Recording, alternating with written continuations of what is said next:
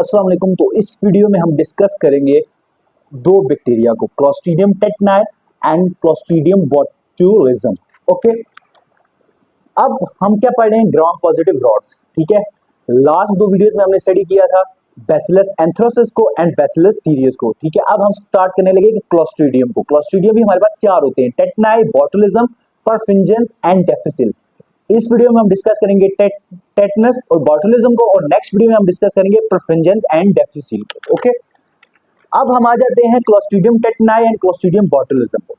Okay, clostridium टेटनाई नाम बता रहा है कि इसके रिजल्ट में हमारे पास कौन सी डिजीज होगी? टेटनस। ठीक है, बहुत ही कॉमन डिजीज है, आपको सुनने में आएगा। ठीक है, एक्सीडेंट हुआ है, वो बोलेंगे कि जी टेटनस का टीका लगवा लो। ठीक है, क्यों? अब आपको पता है जो हमारे पास क्लोस्ट्रीडियम टेटनाई है, ठीक है, ये हमारे पास एनएरोबिक मीडियम में ग्रो करता है। ठीक है, नॉर्मली ये सॉइल के अंदर, ठीक है, बहुत डीप टू द सॉइल पाए जाते हैं। ठीक है, क्योंकि वहां पे ऑक्सीजन नहीं होता तो वहां ये ग्रो करते हैं। जब भी इनका सॉइल से एक्सपोजर होता है, ठीक है, ऊपर ऑक्सीजन से एक्सपोजर होता है, तो ये क्या क्या करते हैं? ये हमारे पास स्पोर्स बना लेंगे।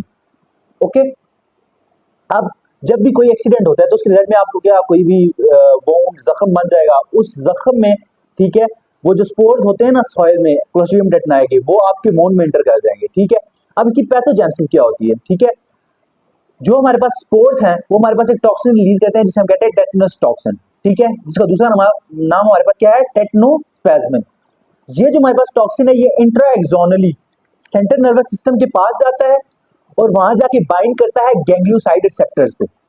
ओके, जब गैंग्लियोसाइड रिसेप्टर्स पे जाके बाइंड करेगा तो हमारे पास ये क्या करेगा? ग्लाइसिन और गाबा, इन दोनों न्यूरोट्रांसमीटर्स का रिलीज ब्लॉक कर देगा। ठीक है, ये दोनों हमारे पास क्या है? Inhibitory neuro. अब जब सिर्फ स्टिमुलेटरी न्यूरोट्रांसमीटर्स रिलीज हो रहे होंगे तो उसके रिजल्ट में हमारे पास जो एक्सटेंशन मसल्स हैं, ठीक है, बैक के, ठीक है, उनकी कंट्रैक्शन होगी, मतलब बहुत स्ट्रॉन्ग कंट्रैक्शंस होती हैं, जिसके रिजल्ट में हमारे पास ये क्लिनिकल कंडीशन देखने को मिलती है जिसको हम कहते हैं ओपिस्टोटोनस। ठीक है, जिसके रिजल्ट में उसकी क्या, आर्च्ड बैक मिलती है आपको। ठीक है, इसके रिजल्ट में स्पैस्टिक पैरालिसिस पेशेंट में देखने को मिलेगी। ठीक है, उसके अलावा रेस्पिरेटरी फेलियर मिलेगा।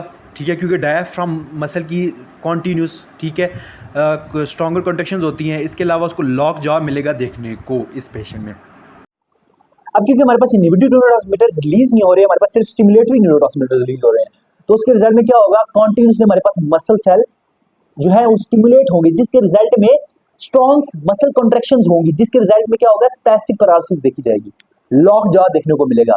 लॉक जॉ होगा तो पेशेंट अपना जो माउथ है वो ओपन नहीं कर पाएगा। इस कंडीशन में हम कहते हैं रेसस सार्डोनिकस। ओके, हाइपररिफ्लेक्सिया देखने को मिलेगा, क्योंकि जो हमारे पास मसल स्पिंडल्स है, ठीक है, उनको भी कॉन्टिन्यूसली स्टिमुलेटरी न्यूरोट्रांसमीटर स्टिमुलेट कर रहे होते हैं, जिसके रिजल्ट में हाइपररिफ्लेक्सिया मिलेगा और पिस्टोटोनस होगा। ठीक है, आर्च बैक होगी, इसकी बैक आर्च होगी। ठीक है, मैं आपको दिखाता हूं किस तरह की बैक होती है। क्यों? ड्यू टू द कॉन्टिन्यूस, मतलब strong contractions of the extensor muscles. उसके बाद अगर strong muscle contraction spastic paralysis हो जाती है डायफ्राम की, तो उसके रिजल्ट में रेस्पिरेटरी फेलियर देखने को मिलेगा। ओके, इसके बाद हम आ जाते हैं क्लोस्ट्रीडियम बॉटुलिज्म की तरफ। ओके, क्लोस्ट्रीडियम बॉटुलिज्म की बात करें तो उसके रिजल्ट में हमारे पास कौन सी डिजीज होती है? बॉटुलिज्म। ओके, अब आपको पता है कि जब भी आप जो क्लोस्ट्रीडियम बॉटुलिज्म हमारे पास बैक्टीरिया, ये कहां पाया जाता है? ठीक है, प्रिजर्व्ड पिकल्स वगैरह में प्रिजर्व चीजें होती हैं। ठीक है, अब आपको पता है जब भी आप पिकल्स को पैक वगैरह करते हैं, उस दौरान अगर क्लोस्ट्रीडियम बॉटुलिज्म अगर चला जाए, वहां आपको पता है कि जो हमारे पास प्रिजर्व चीजें होती है उनमें ऑक्सीजन नहीं होती। ऑक्सीजन नहीं होगी तो वो हमारे पास क्या बना लेगा? स्पोर्स। ठीक है, अब जब आप पिकल्स खाएंगे, ठीक है, एक्सोटॉक्सिन वो आपकी फूड से आप क्या करेंगे? इंजेस्ट कर लेंगे, तो क्या होगा कि वो स्पोर उसको फेवरेबल कंडीशन में मिलेगी और दोबारा हमारे पास बैक्टीरिया में कन्वर्ट हो जाएगा। ठीक है, अब ये हमारे पास की पैथोजेनेसिस क्या है कि हमारे पास जो क्लोस्ट्रीडियम बॉटुलिज्म है, ये हमारे पास कौन सा टॉक्सिन रिलीज करता है? बॉटुलिन टॉक्सिन। ये बॉटुलिन टॉक्सिन हमारे पास, ठीक है, अब हमने क्या कर लिया? इसको इंजेस्ट किया, ये हमारे पास जीआईटी से एब्जॉर्ब होता है, ब्लड में जाता है, ब्लड से हमारे पास जाता है पेरिफेरल नर्व्स के पास। पेरिफेरल नर्व्स में हमारे पास ये क्या करवाता है? ब्लॉक कर देता है एसिटाइलकोलिन के रिलीज को। ठीक है, by cleaving protein involved in release.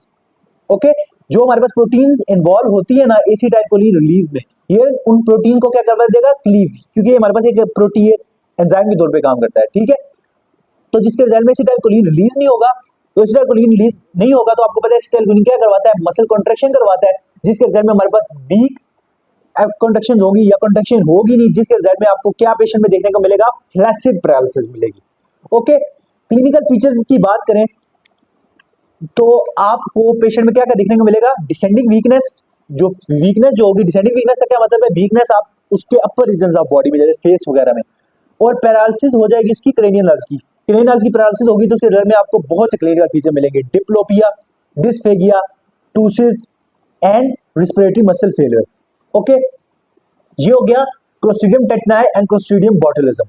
Okay, इनकी प्रॉपर्टीज आपको पता है, ये एनारोबिक मीडियम में ग्रो करते हैं, स्पोर्स बनाते हैं, ठीक है। जितने भी हमारे पास क्लोस्ट्रीडियम है, ठीक है, ग्राम पॉजिटिव रॉड जितने भी हैं उनमें सिर्फ क्लोस्ट्रीडियम जितने सारे ना चारों, टेटनाई हो गया, बोटुलिज्म, डेफिसिल, परफेंजन, ये चारों स्पोर्स बनाते हैं। ओके, उसके बाद हम बात करें तो जो बॉटुलिन टॉक्सिन है, ठीक है, इसकी 8 टाइप्स होती हैं, ठीक है, 8 टाइप्स होती हैं।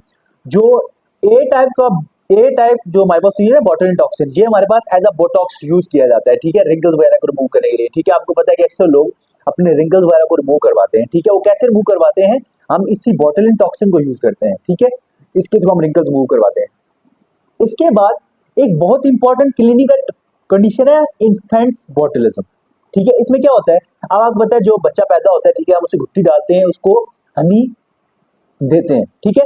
अब ये जो हनी है, आपको पता है जो प्रिजर्व्ड हनी होगी उसमें भी हमारे पास क्लोस्ट्रीडियम होगा, तो उसके रिजल्ट में क्या हो जाएगा, इन्फेंट बोटुलिज्म हो जाएगा, ठीक है, जिसके रिजल्ट में पेशेंट को जो बच्चा होगा, ठीक है, उसको सांस लेने में मसला होगा, लेकिन वो खुद ही स्पॉन्टेनियसली इस चीज से रिकवर कर लेता है, ठीक है, इसकी इतनी ज्यादा कोई कॉम्प्लिकेशन नहीं होती। डायग्नोसिस की बात करें तो हम इसको 2 टेक्निक्स के थ्रू डायग्नोज कर सकते हैं, ठीक है। एक हमारे पास है EIA, एंजाइम लिंक्ड इम्यूनोएस्से, और दूसरा हमारे पास है PCR, ठीक है। एंजाइम इम्यूनोएस्से के थ्रू हम एंटीजन डिटेक्ट करते हैं बॉटुलिन टॉक्सिन की, और PCR के थ्रू हम डिटेक्ट करते हैं DNA को जो इस एंटीजन को इनकोड कर रहा होता है।